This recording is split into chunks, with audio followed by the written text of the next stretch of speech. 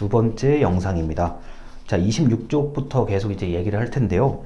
오늘 제가 전체적으로 설명드리는 내용도 제도, 정책, 언어, 철학, 이게 도대체 무슨 의미냐는 거예요. 그러다 보니까 좀 뜬구름 잡는 이야기가 있을 수 있습니다. 일단 27쪽의 위에서 네 번째 줄입니다. 여러분이 나중에 겪게 될 일이죠. 연구를 위한 연구를 하는 일이 얼마든지 발생할 수 있다. 자, 여러분들은 이렇게 생각을 할 수가 있죠. 숙제를 위한 숙제. 도대체 내가 이 숙제, 이 보고서, 이 레포트를 왜 하는지 모르겠다. 그냥 제출하기 위한 숙제. 숙제를 위한 숙제. 공부를 위한 공부. 내가 이 공부를 왜 하는지 모르겠다. 이게 굉장히 형식화된 거예요. 제가 지금 이제 여기 표현, 이게 써있는 게, 이제 써놓은 게 형식화. 그냥 하라니까 하는 거야. 이거를 내가 왜 하는지 모르는 거죠. 이미 이 얘기를 겪어보신 분들도 있을 겁니다. 제가 뭐 구체적으로 예를 들 수는 없는데, 하라면 해. 야, 원래 하는 거야. 뭐 원래 뭐 하는 거래. 그냥 하는 거예요. 자, 이게 바로 굉장히 무서운 거죠. 자, 그리고 이런 것이 만약에 좀 좋은 쪽으로 자리를 잡는다고 하면은 이게 바로 그 사회의 관습이라고 보면 됩니다. 남들도 다 저렇게 하는데 나도 이렇게 해야 되겠네. 뭐 우리 저 외국인 학생들도 이제 몇 번 경험을 해보셨겠지만, 대한민국은 명절 때 아직까지 차례, 우리 제사를 지내죠. 차례를 지내는데 그냥 하는 거예요. 왜냐? 옆집도 하고 앞집도 하고 뒷집도 하고 우리 아파트 다 하네. 요새야 많이 뭐 안 한다는 추세이긴 하지만 그래도 명절에 차례를 챙기는 집은 정말 많습니다. 그 왜 그래요? 관습이에요. 이건 좋은 쪽으로 하는 얘기를 한 거고, 이제 이 책에서 말하는 연구를 위한 연구는 이건 부정적인 뜻입니다. 자, 그리고 27쪽에 이제 딱 중간에 이런 얘기가 있어요. 첫째라고 되어 있는 부분이 있습니다. 첫째, 지식을 얻는 사람이 공정하게 지식을 얻을 수 있도록 능력을 가지고 있어야 한다. 둘째, 연구의 대상이 되는 세계는 지식을 얻어내는 것이 가능한 형태여야 한다.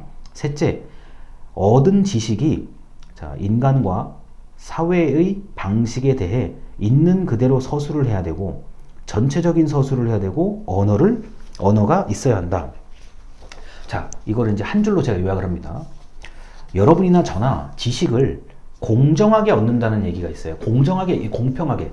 요것도 조금 알고, 요것도 조금 알고, 요것도 조금 알고, 요것도 조금 알고. 너무 한쪽 것만 아는 게 아니라요. 그 얘기를 하는 거고요. 연구 가능한 지식이라는 거는 그래도 좀 이렇게 알 수 있는 지식. 예를 들어서 지금 책이 있잖아요.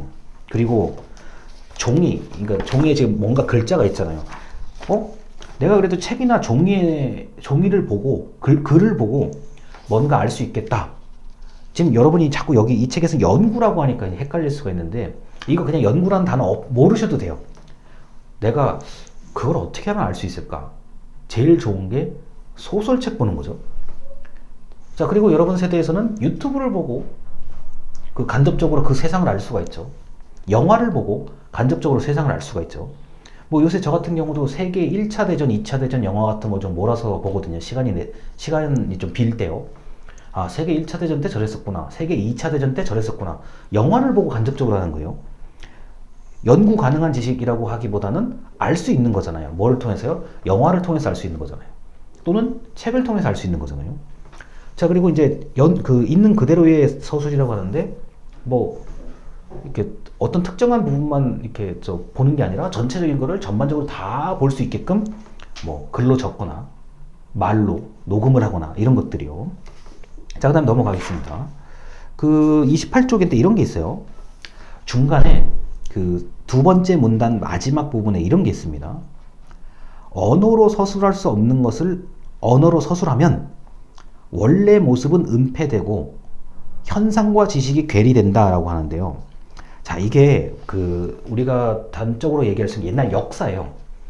이 역사는 보통 이제 쓰는 사람, 그때는 이랬고 저때는 저랬고 이걸 쓰잖아요.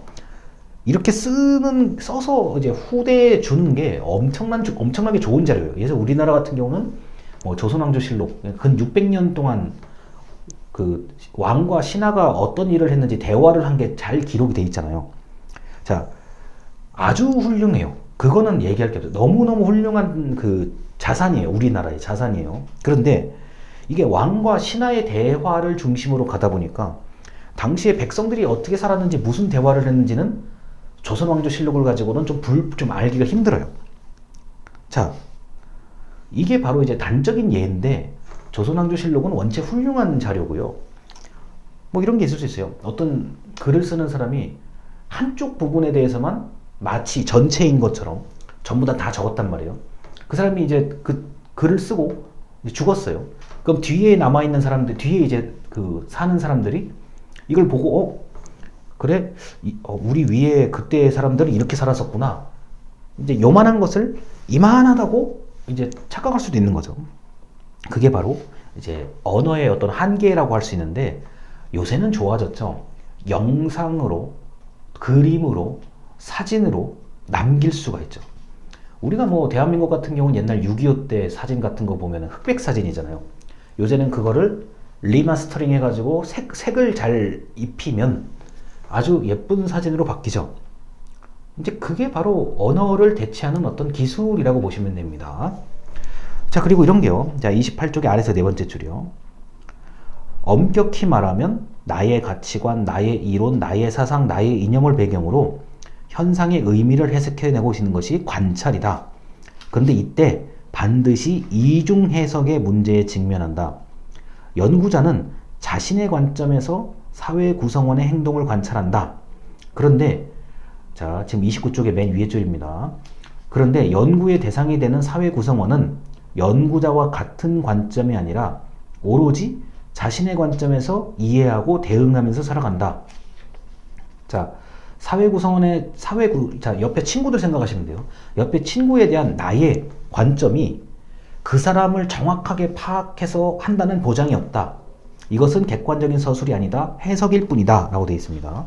자, 여기서 말하는 이게 이중 해석의 얘기인데, 근데 제가 여러분들을 지금 실제로 못 보고 있잖아요.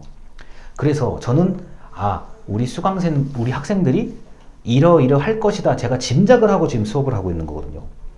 그런데 문제는 저는 여러분들이 제 이야기를 듣고 이해를 할 거라고 믿고 지금 강의를 하고 있는 거거든요. 근데 막상 여러분들은 아닐 수도 있어요. 도대체 무슨 말인지 하나도 모르겠다. 이게 지금 이중 해석의 개념이에요. 나는 이렇게 지금 이해를 하고 있는데 저 사람들도 나하고 똑같이 이해를 하겠지. 아닐 수 있다는 거죠. 아니 그렇잖아요. 여러분 친구들끼리도 이렇게 보면은 친구가 이렇게 생각하겠지. 나는 A로 생각하는데 이 친구도 똑같이 A라고 생각하겠지? 아닐 수 있죠. 자, 이게 그래서 굉장히 어려운 얘기를 지금 하고 있는 거예요. 저 사람은 이렇게 생각하겠지? 그거는 오로지 자기의 바람, 내 희망이야. 내가 예를 들어서요. 우리 엄마가 내가 생각하는 걸 우리 엄마도 좀 똑같이 생각해줬으면 좋겠는데 이런 경우도 있지만 아닌 경우들도 많죠. 자, 그래서 이중 해석의 문제에 부딪힌다는 거. 자, 그리고 아래에서 세 번째 줄입니다. 229쪽에 아래에서 세 번째 줄이요.